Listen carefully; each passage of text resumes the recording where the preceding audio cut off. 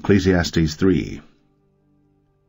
There is a time for everything, a season for every activity under heaven, a time to be born and a time to die, a time to plant and a time to uproot, a time to kill and a time to heal, a time to tear down and a time to build, a time to weep and a time to laugh, a time to mourn and a time to dance, a time to scatter stones and a time to gather them, a time to embrace and a time to refrain, a time to search and a time to give up, a time to keep and a time to throw away, a time to tear and a time to mend, a time to be silent and a time to speak, a time to love and a time to hate, a time for war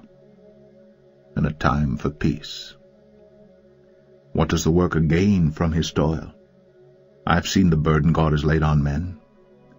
He has made everything beautiful in its time. He has also set eternity in the hearts of men. Yet they cannot fathom what God has done from beginning to end. I know that there is nothing better for men than to be happy and do good while they live, that everyone may eat and drink and find satisfaction in all his toil. This is the gift of God.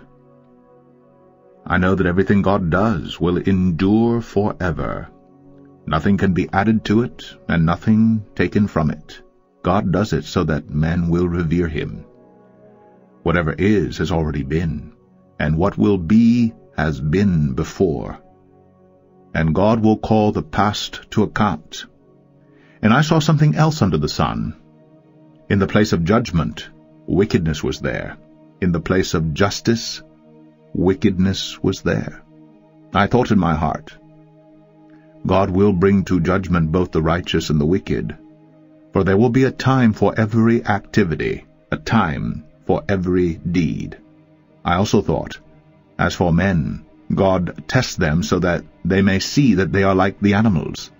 Man's fate is like that of the animals. The same fate awaits them both. As one dies, so dies the other.